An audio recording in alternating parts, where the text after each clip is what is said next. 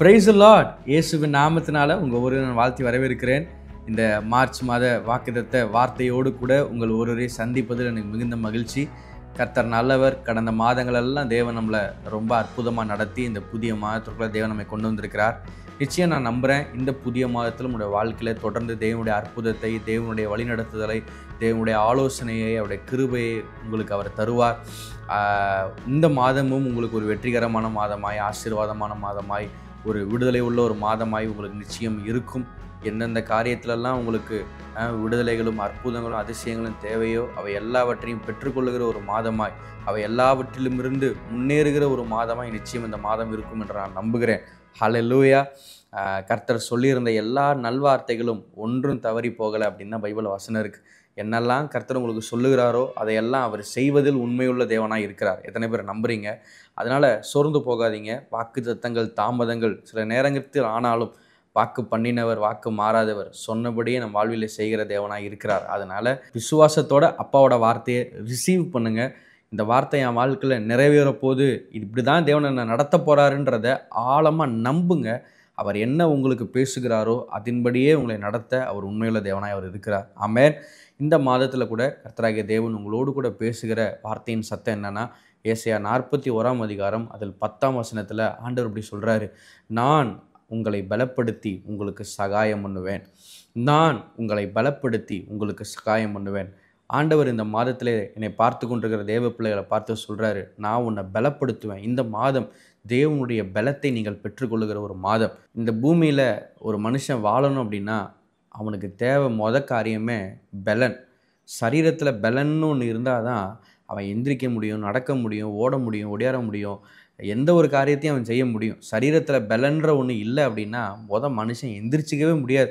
எப்படி இந்த சரீர பலன் ஒரு மனிதன் இயங்குவதற்கு மிக மிக முக்கியமோ அதை காட்டிலும் மிக முக்கியம் அவனுடைய உள்ளான மனிதன் பலனாக இருப்பது. காரணம், வாழ்க்கையில் நம்ம எல்லாரும் பல காரியங்களை எதிர்நோக்கி ஓடுறதுனால சில காரியங்கள் நம்ம நினச்ச மாதிரி நடக்கும், சில காரியங்கள் நம்ம நினச்ச மாதிரி நடக்காது.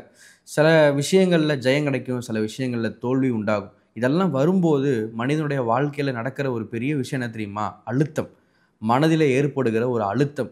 இந்த அழுத்தம் மனதில் ஏற்படும் போது நடக்கிற விஷயம் என்னன்னு பார்த்தீங்க அப்படின்னா, மனிதன் சோர்ந்து போகிறான், பலவீனமாய் உணர்கிறான். அடுத்த என்ன செய்கிறது, அடுத்த எதை செய்யலாம். ஸோ இப்படி மனதளவிலே பலவீனம் அடைந்து மீண்டும் எழும்பாமல் தன்னுடைய வாழ்க்கையின் காரியங்களை நோக்கி, லக்கை நோக்கி ஓடாமல் இன்றைக்கும் அமர்ந்திருக்கிறவர்கள் தான் தேசத்தில் அதிகம். ஏன்னு பார்த்தீங்கன்னா, சரீர பலவீனத்தை கூட ஒரு நாள் இல்லை 2 நாள் ஏதோ ஒரு உடம்பு டயர்டாக இருக்குது, கொஞ்சம் படுத்தோம், எந்திரிச்சோம், இப்போ சரியாயிருச்சு அப்படின்னு கூட சொல்லிடலாம். ஆனால் இந்த மனசில் ஒரு பலவீனம் ஏற்பட்டுருச்சுன்னு வச்சுக்கோங்களேன், மனது பலவீனம் அடைஞ்சிருச்சுன்னு வச்சுக்கோங்களேன், அவ்வளோதான், மனுஷன் திருப்பி எந்திரிக்கிறது ரொம்ப கஷ்டம். இன்றைக்கி கூட இதை பார்த்துட்டு இருக்கிற அநேகருடைய வாழ்க்கையில் ஒருவேளை உங்களுடைய உள்ளான மனிதனில் ஒரு சில அழுத்தங்களோடு இந்த வார்த்தையின் சத்தத்தை நீங்கள் கேட்டுக்கொண்டிருக்கலாம். ஐயோ, என் பிள்ளைகளை நான் எப்படி எழுப்புவேன், என் கடனை நான் எப்படி கட்டி தீர்ப்பேன், என் சரீரத்தில் இருக்கிற இந்த வியாதி எப்படி குணமடையும், என் குடும்ப பிரச்சனை எப்படி மாறும், என் வேலை ஸ்தலத்தில் எனக்கு ஒரு ஆசீர்வாதம், ஒரு மாற்றம் எனக்கு உண்டாகும், பிடிக்காத வேலையை நான் செஞ்சுக்கிட்டு இருக்கிறேன், ஏன்டா போகிறேன்னு எனக்கு இருக்குது அப்படின்னு சொல்லி மனதில் பலவிதமான அழுத்தங்களை சுமந்து கொண்டு இந்த வார்த்தையின் சத்தத்தை நீங்கள் கேட்டுக்கொண்டிருப்பீர்களானா, ஆவியானவர் இந்த புதிய மாதத்தில் என்னை பார்த்து கொண்டிருக்கிற உங்களை பார்த்து சொல்லுகிறார், நான் உன்னை பலப்படுத்துவேன், நான் உன்னை பலப்படுத்துவேன். பல நேரத்தில் இந்த அழுத்தங்கள் வர்றதுக்கான காரணம் கூட என்னென்னு பார்த்தீங்கன்னா, எனக்கு உதவி செய்ய யாரும் இல்லை, நான் தனியாக அதில் மாட்டிக்கிட்டேன். ஆனால் இந்த மாதத்தில் கர்த்தர் உங்களை பார்த்து என்ன சொல்கிறாரு பாருங்க, நான் உன்னை பலப்படுத்தி உனக்கு சகாயம் பண்ணுவேன். இந்த சகாயம் பண்ணுவேன்னுங்கிற இந்த வார்த்தை ஆங்கில மொழிபெயர்ப்பில் எப்படி இருக்குதுன்னு பார்த்தீங்கன்னா, ஐ வில் ஹெல்ப் யூ, நான் உனக்கு உதவி செய்வேன், நான் உன்னை பலப்படுத்தி உனக்கு உதவி செய்வேன். தேவன் நமக்கு செய்கிற உதவி தாங்க ஒரு பெரிய பலனே நமக்கு. சில நேரத்துக்கு பிள்ளைகளை கடைக்கு போய்ட்டு வா அப்படின்னு அனுப்பிச்சுடும் போது, ஒருவேளை ரோடு இருட்டாக இருக்குது, இல்லை தெருவில் நாய்களாக நிற்கிது அப்படின்னா பிள்ளைங்க போகிறதுக்கு பயப்படும்.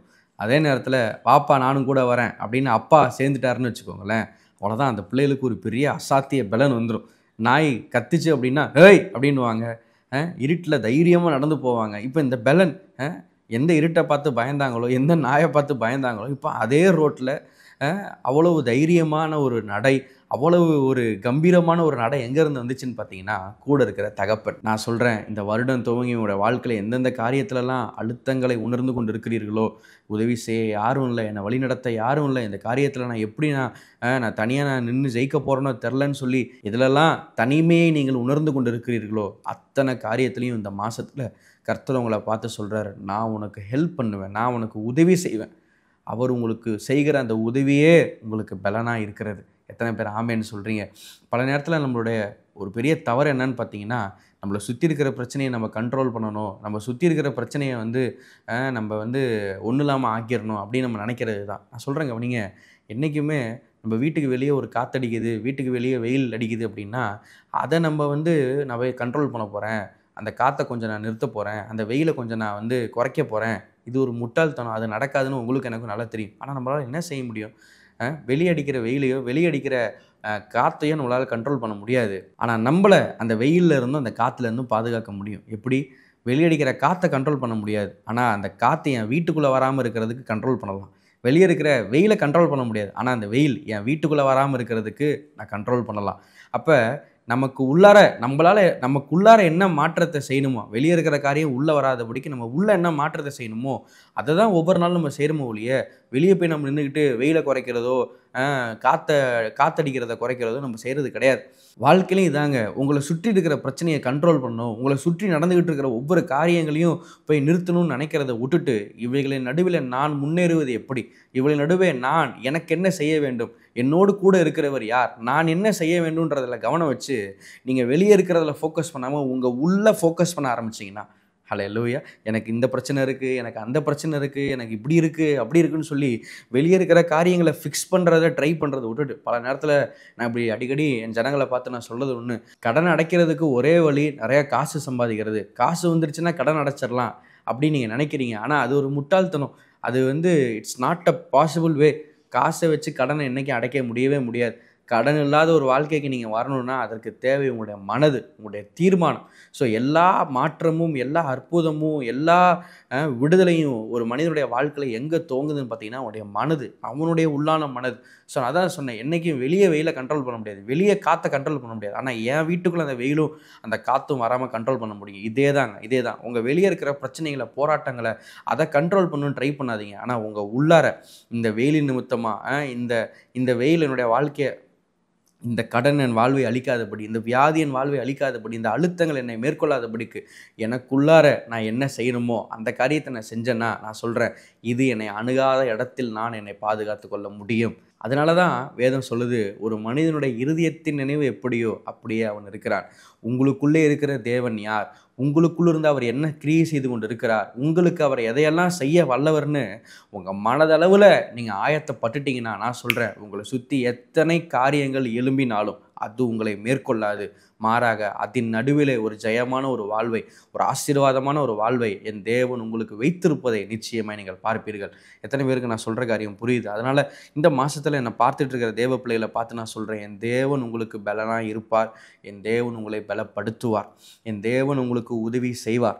ஆண்டவர் இந்த மாதத்தில் உங்களை பார்த்து சொல்கிற வார்த்தை இதுதான், எந்தெந்த காரியத்திலலாம் பலவீனமாய் உணர்ந்து சோர்ந்து போயிருக்கிறீர்களோ அத்தனை காரியத்திலையும் என் தேவன் நிச்சயமாக உங்களை இந்த மாதத்தில் பலப்படுத்துவார். ஏசாயா 40:29 தான் சொல்லுது, சோர்ந்து போகிறவனுக்கு அவர் பலன் கொடுத்து சத்துவம் இல்லாதவனுக்கு அவர் சத்துவத்தை பெருக பண்ணுகிற கர்த்தர். இந்த புதிய மாதத்தில் கூட உங்களை பார்த்து சொல்கிறேன், எங்கெல்லாம் சோர்ந்து போனீர்களோ இயேசுவின் நாமத்தினால என் தேவன் உங்களை பலப்படுத்துவார். ஏன்னா அவர் சோர்ந்து போகிறவனுக்கு பலன் கொடுத்து சத்துவம் இல்லாதவனுக்கு, எந்தெந்த காரியத்திலலாம் நான் எழும்ப முடியல, இதுக்கு மேலே என்னால் ஒன்றுமே பண்ண முடியலங்க, என்னால் முடியுமோ எல்லாத்தையும் நான் ட்ரை பண்ணிட்டேன், என்னால் இதுக்கு மேலே எதுவும் பண்ண முடியலன்னு சொல்லி எங்கெல்லாம் அப்படி சத்துவமற்று இருக்கிறீர்களோ அத்தனை காரியத்திலையும் என் தேவன் நிச்சயம் உங்களுக்கு சத்துவத்தை தருவார். சத்துவம் இல்லாதவனுக்கு அவர் சத்துவத்தை பெருக பண்ணுகிற கர்த்தர். ஹல்லேலூயா. மோசே இஸ்ரவேல் ஜனங்களுடைய ஒரு பெரிய தலைவன். தேவனாய கர்த்தர் இந்த மோசேயை கொண்டு தான் எகிப்திலிருந்து இஸ்ரவேல் ஜனங்களை விடுதலையாக்கி அவர்களை கானானை நோக்கி நடத்தி கொண்டு இருந்தார். இந்த பிரயாணத்தில் என்ன நடந்துச்சுன்னு பார்த்தீங்கன்னா, ஒரு நாள் திடீர்னு ஆண்டவர் சொல்லாமல் கொள்ளாமல் மோசே எடுத்துட்டார். இந்த மோசை எடுத்துகிட்ட பிறகு இஸ்ரவேல் ஜனங்களுக்கும் சரி, அந்த நாட்களில் இருந்த தலைவர்களுக்கு ஒரு மிகப்பெரிய ஒரு கேள்வி, அடுத்தது என்ன, வாட் இஸ் நெக்ஸ்ட், நாங்கள் என்ன செய்ய போகிறோம், இப்படி கொண்டு வந்து எங்களை நடுவில் விட்டுட்டிங்களே, ஒழுங்காக எங்களை அங்கேயே விட்டுருந்தாவாச்சும் ஏதாவது நடந்துருக்கும், இப்போ இப்படி நடுவில் நாங்கள் இருக்கிறோமே, நாங்கள் என்ன செய்வோம், எங்கே நாங்கள் போவோம், எங்களுக்குன்னு இருந்த அந்த தலைவனும் இறந்துட்டாரே வசனம் சொல்லுது, அவர்கள் பல நாட்கள் அவர்கள் துக்கம் கொண்டாடினார்கள். பல நாட்கள் அவங்க துக்கத்தில் இருந்தபோது ஆண்டவர் அந்த நாட்களை இஸ்ரவேல் ஜனங்களை சந்தித்து சொல்கிறாரு, நீங்கள் இங்கே இருந்தது போதும், நீங்கள் எழுந்து புறப்படுங்க, நான் உங்களுக்கு வாக்கு பண்ணின கானான் தேசத்தை நீங்கள் சுதந்தரிக்க முடியாது நான் செய்வேன் என்று சொல்லி கர்த்தர் யோசுவாவை தெரிந்து கொள்கிறார். இந்த கர்த்தர் யோசுவாவை தெரிந்து கொண்ட போது நான் சொல்கிறேன், இந்த யோசுவா தான் இஸ்ரவேல் ஜனத்தோட அடுத்த லீடர். இந்த யோசுவாவுக்கு மோசையோட ஒரு நல்ல ஜேர்னி இருக்குது. இஸ்ரவேல் ஜனங்க மாத்திரம் இல்லை, யோசுவாவும் ரொம்ப மோசே போனது நிமித்தம், மோசே மரித்து போனது நிமித்தம் இந்த யோசுவாவும் ரொம்ப பாதிக்கப்பட்டு ரொம்ப துக்கமாக இருந்த நேரத்தில் கர்த்தர் இந்த யோசுவாவை பார்த்து சொல்கிறாரு, கவலைப்படாத, மோசே போனது நிமித்தமும் நீ கவலைப்படாத, இஸ்ரவேல் இந்த ஜனங்களை நான் எப்படி நடத்துவேன்ற ஒரு பயமும் கவலையும் கூட உனக்கு வேண்டாம். ஏன் அப்படின்னா காரணம், யோசுவாவை பார்த்து ஆண்டவர் என்ன சொல்கிறாரு தெரியுமா? யோசுவா 1:9 அப்படி இருக்குது, நான் உனக்கு கட்டளையிடவில்லையா, நான் உனக்கு கட்டளையிடவில்லையா? என்ன சொல்கிறாரு தெரியுமா? பலம் கொண்டு திடமனதாக இரு, திகையாத, கலங்காத, நீ போகும் இடமெல்லாம் உன் தேவனாய் கர்த்தர் உன்னோடு கூட இருக்கிறார், நான் உன் கூட இருப்பேன். ஹல்லேலூயா. நீ பலம் கொண்டு திடமனதார், சோர்ந்து போகாத, கலங்காத, திகையாத, என்னடா நடக்க போகுதுன்ற எண்ணம் உனக்கு வேண்டாம். நான் உன்னோடு கூட இருப்பேன், நான் உன்னோடு கூட இருப்பேன். அவர் நம்மோடு இருக்கிறேன்னு சொல்கிறது தாங்க நமக்கு பெரிய பலன். எத்தனை பேர் இந்த புதிய மாதத்தில் நம்புறீங்க, என்னோடு கூட கர்த்தர் இருக்கிறார்? இந்த ஒரு நம்பிக்கை, இந்த ஒரு எண்ணம், இந்த ஒரு மனது தான் ஒரு தேவ பிள்ளைக்கு பலன். தேவனுடைய பலத்தை சார்ந்து கொள்ளுங்க, தேவனுடைய பலத்தை பெற்றுக்கொள்ளுங்க அப்படின்னு என்ன தெரியுமா அர்த்தம்? உங்களோடு கூட அவர் இருப்பது தான். இந்த மாதத்தில் உங்களோடு கூட அவர் இருப்பார், உங்களை நடத்துவார், உங்களை பலப்படுத்துவார். உங்கள் வாழ்க்கையில் எந்தெந்த காரியத்திலலாம் நீங்கள் எழும்ப முடியாமல் பலவீனமாக உணர்ந்துகிட்டு இருக்கிறீங்களோ அத்தனை காரியத்திலையும் யோசுவாவோடு இருந்து அவனை நடத்தியது போல இந்த மாதத்தில் உங்களோடு இருந்து உங்களை நடத்துவார். உங்களுக்கு வேண்டிய பலத்தை உங்களுக்கு தருவார், உங்களுக்கு வேண்டிய சத்துவத்தை உங்களுக்கு தருவார். நீங்கள் செய்ய முடியாத காரியத்தெல்லாம், நீங்கள் முன்னேற முடியாத காரியத்தெல்லாம் முன்னேறும்படி நிச்சயம் இந்த மாதத்தில் தேவன் உங்களுக்கு உதவி செய்வார். எத்தனை பேர் ஆமேன்னு சொல்கிறீங்க?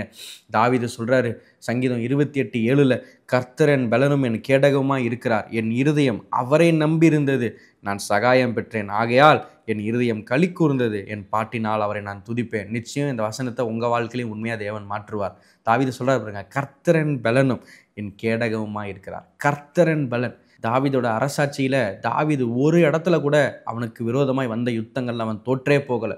எல்லா இடங்களிலும் வெற்றி, எல்லா இடங்களிலும் வெற்றி. இந்த தாவீதுடைய தலையை தேவன் உயர்த்தினார், இந்த தாவீதுடைய சிங்காசனத்தை தேவன் நிலைப்படுத்தினார். காரணம் என்ன தெரியுமா? தாவீதுக்கு பலனாக இருந்தது அவனுடைய பட்டயம் அல்ல, அவனுடைய ஈட்டி அல்ல, அவனுடைய அதிகாரம் அல்ல, மாறாக தாவீதுக்கு பலனாக இருந்தது கர்த்தர் தாவீதின் பலமாக இருந்ததுனால இதுவெல்லாம் செய்ய முடியாததை அவனோடு கூட இருந்த, அவனுக்குள்ள இருந்த தேவனுடைய பலன் செய்தது.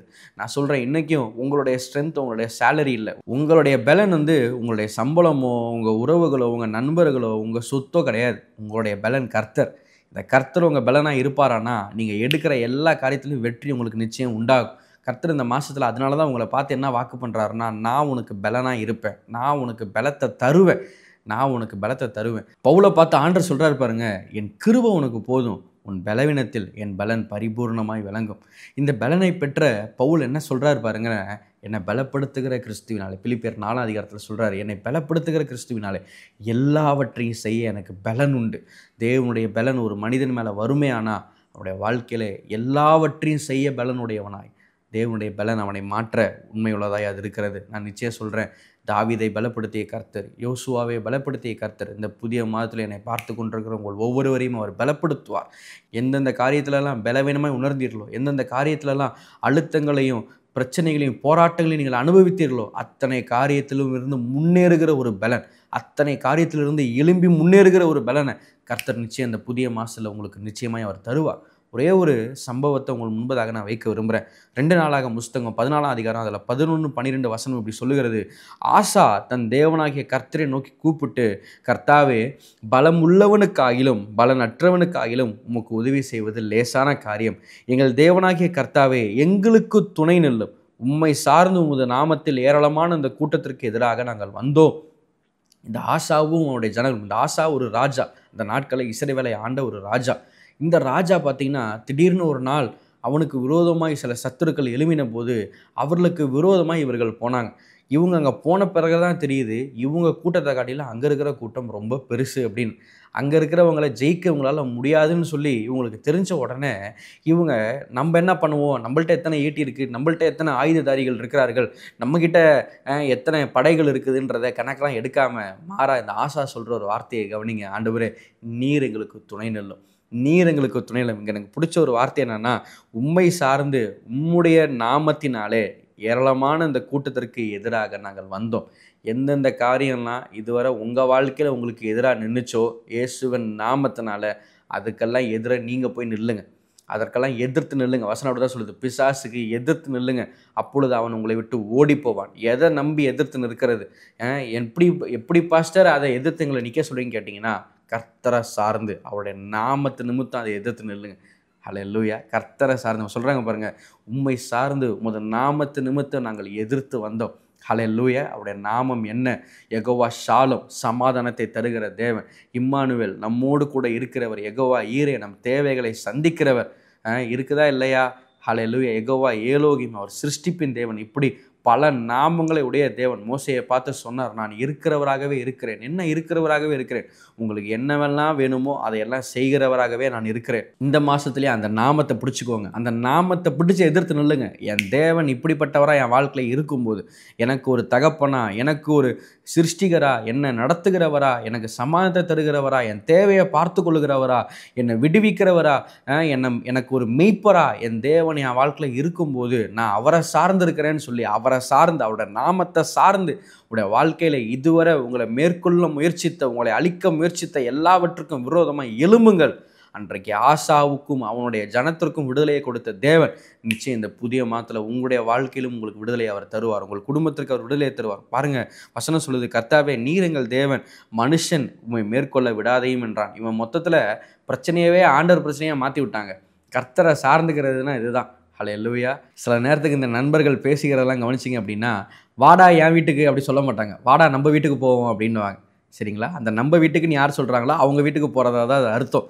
சில நல்ல உறவுகளுக்குள்ளெல்லாம் பார்த்தீங்கன்னா, என் வீடு ஓ வீடுன்னு பேசிக்க மாட்டாங்க. மாறாக நம்ம வீடு, வா நம்ம வீட்டுக்கு போகலாம், வா நம்ம இடத்துக்கு போவோம். இந்த இடத்துல கூட பாருங்க ஆசா என்ன இந்த இடத்துல கூட பாருங்கள் ஆசா என்ன சொல்கிறாரு பாருங்கள், ஆண்டவரே நீர் எங்கள் தேவன், மனுஷன் உம்மை மேற்கொள்ள விடாதே. வந்த கூட்டம் இவனுக்கு விரோதமாக, இவன் போய் நிற்கிற பிரச்சனை அது இவனுக்கான பிரச்சனை. ஆனால் அந்த பிரச்சனையை ஆண்டவர் பிரச்சனையை மாற்றி விட்டான் பாருங்க. ஆண்டவரே மனுஷன் உங்களை மேற்கொள்ள விடாதீங்க ஆண்டவரே. இதுதான் கர்த்தரை சார்ந்த ஒரு வாழ்க்கை. நீங்களும் இப்படி தான் ஆண்டவரை பார்த்து சொல்லணும், ஆண்டவரே இந்த பொருளாதார பிரச்சனை ஆண்டவரே இது எனக்கு விரோதமாக வந்ததில்லை, இது உங்களுக்கு விரோதமாக வந்தது. ஏன்னா நீங்கள் எனக்குள்ளே தானே இருக்கிறீங்க. ஆண்டவரே இந்த கடன் உங்களை மேற்கொள்ள விடாதீங்க, இந்த வியாதி உங்களை மேற்கொள்ள விடாதீங்க, இந்த குடும்ப பிரச்சனை உங்களை மேற்கொள்ள விடாதீங்க. நான் உங்களை சார்ந்திருக்கேன், நான் உங்களை நம்பி இருக்கிறேன். என் வாழ்க்கையில் எங்கெல்லாம் பிரச்சனைகளையும் போராட்டங்களையும் நான் சந்திக்கிறேனோ அத்தனையும் தாண்டி வர என்னை பலப்படுத்துங்க ஆண்டவரேன்னு சொல்லி கர்த்தரை சார்ந்து செயல்படுவது தான் உங்களுடைய வாழ்க்கைக்கு வெற்றி. அதுவே உங்களுக்கு ஜீவன். என்ன நடந்துச்சு? வசனம் சொல்லுது, அப்பொழுது கர்த்தர் அந்த எத்தியோப்பியரை ஆசாவுக்கும் யூதாவுக்கும் முன்பதாக முறியடித்ததினால் எத்தியோப்பியர் ஓடி போனார்கள். கர்த்தரை இந்த ஆசா சார்ந்தது நிமித்தம் நடந்த விஷயம் என்ன தெரியுமா? கர்த்தருடைய பலன் அவருடைய பலவீனத்தின் நடுவில் வெளிப்பட்டது. இந்த கர்த்தருடைய பலன் வெளிப்பட்ட போது நடந்த ஒரு அற்புதம் என்னன்னு பார்த்தீங்கன்னா, எவர்கள் இவர்களுக்கு விரோதமாக எழும்பினார்களோ அவர்கள் ஓடி போனார்கள், அவர்களை இவர்கள் முறியடித்தார்கள் என்று வசனம் சொல்லுகிறது. நான் சொல்கிறேன், எல்லாவற்றையும் விரட்டி அடிப்பீங்க. உங்களுக்கு விரோதமாக உருவாக்கப்பட்ட எல்லா ஆயுதங்களும் இந்த மாதத்தில் இயேசுவின் நாமத்தில் வாய்க்காதே போகும். கர்த்தருடைய பலன் உங்கள் வாழ்க்கையின் மூலமாக வெளிப்படுவதை நிச்சயமாக நீங்கள் பார்ப்பீர்கள். எங்கெல்லாம் உங்களுடைய வாழ்க்கையில் நீங்கள் பலவீனமாக இருந்தீர்களோ அத்தனை காரியத்திலையும் உங்களுக்கு பலப்படுத்தி, உங்களுக்கு ஹெல்ப் பண்ணி, உங்களுக்கு சகாயத்தை பண்ணி, இவை எல்லாவற்றிலிருந்தும் மேற்கொள்ளுகிற கிருபை உங்களுக்கு கர்த்தர் தந்து ஜெயமாக இந்த மாதத்தில் உங்களை நிச்சயமாக அவர் நடத்துவார்.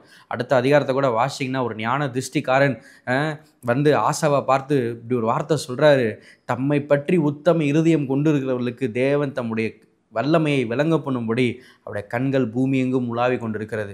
தமிழ் வேதாகமத்தில் அவருடைய வல்லமையை விளங்க பண்ணும்படின்னு போட்டிருக்கு. ஆனால் ஆங்கில வேதாகமத்தில் அவருடைய பலனை விளங்க பண்ணும்படி, அவருடைய பலனை விளங்க பண்ணும்படி யார் யாரெல்லாம் அவரை உத்தம இருதயத்தோடு தேடுறாங்களோ அவங்க வாழ்க்கையில் கர்த்தர் தன்னுடைய பலத்தை விளங்க செய்கிறாரா. நான் நிச்சயமாக சொல்கிறேன், உங்களுடைய வாழ்க்கையில் இத்தனை பிரச்சனைகள் நடுவிலையும் கர்த்தரை நம்பியிருக்கிறேன்றீங்களா? கர்த்தரை விசுவாசிக்கிறீங்களா?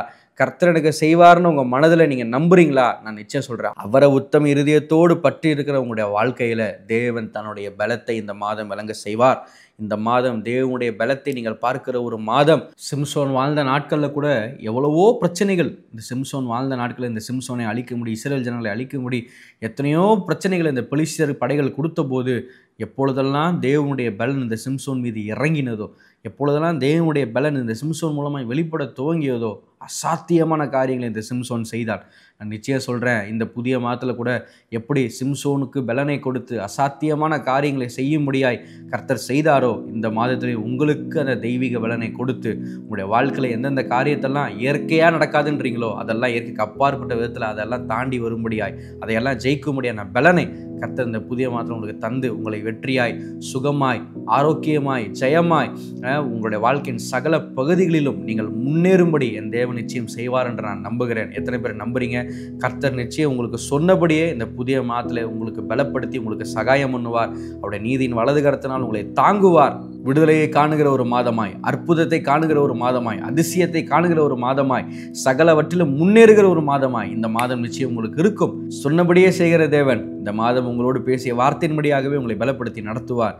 விசுவாசத்தோடு இந்த புதிய மாதத்தை துவங்குங்க. ஒரு விஷயம் நம்ம எல்லாரும் இருக்கிற இடத்துல கண்களை மூடி, ஆண்டவரே இந்த புதிய மாதத்தில் உங்களுடைய வார்த்தையின் சத்தத்தை கேட்ட உங்கள் பிள்ளைகள் ஒவ்வொருவருக்காய் ஸ்தோத்திரம்.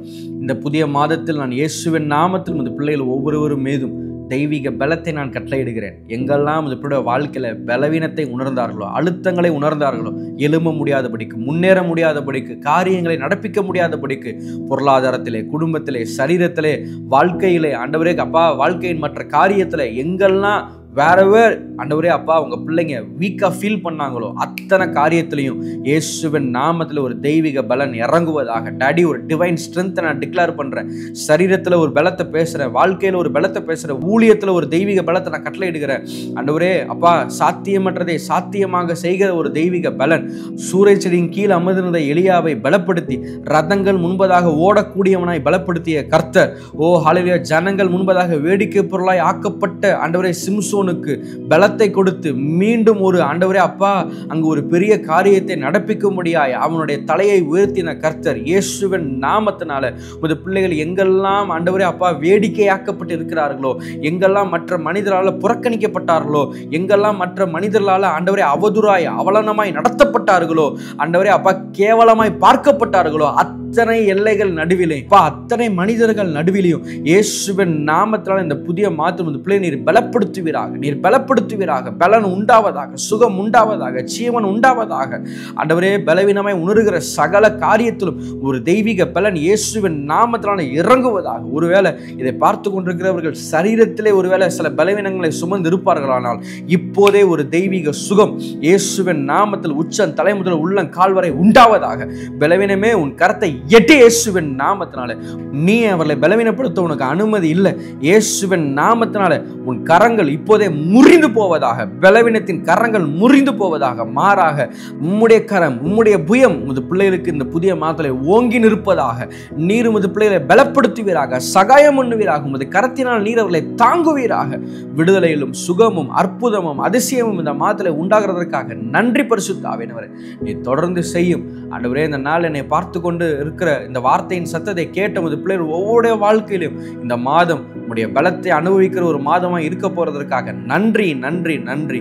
நீ தொடர்ந்து நடத்தும் பெரிய காரியங்களை காணும்படியாய் செய்யும் இயேசுவின் நாமத்தினால் பிதாவே. ஆமென், ஆமென், ஹல்லேலூயா. கர்த்தர் நல்லவர். இந்த மாதத்தில் உங்களோடு கூட அவர் பேசியபடியே உங்களை அவர் நிச்சயம் நடத்துவார். இந்த வார்த்தையின் சத்தம் உங்களுக்கு ஆசீர்வாதமாக இருந்தால் உங்கள் பொருளாதாரத்தை இந்த ஊழியத்தில் விதையுங்க. நிச்சயமாக பெரிய அறுவடை உங்கள் வாழ்க்கை நீங்கள் பார்ப்பீங்க. இந்த ஊழியத்தோடு தொடர்ந்து இணைஞ்சிருங்க. இதை மற்றவர்களுக்கு பகிருங்க.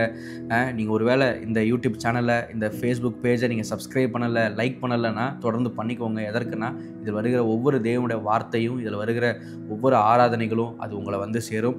ஸோ தொடர்ந்து இந்த ஊழியத்தோடு இணைந்தீர்கள். இதை மற்றவர்களுக்கு பகிருங்கள். இணைந்து நம் தேவனுடைய ராஜ்யத்தை கட்டுவோம். அந்த தேவன் பெரிய காரியங்களை உங்களுடைய வாழ்க்கையில் அவர் செய்வார்.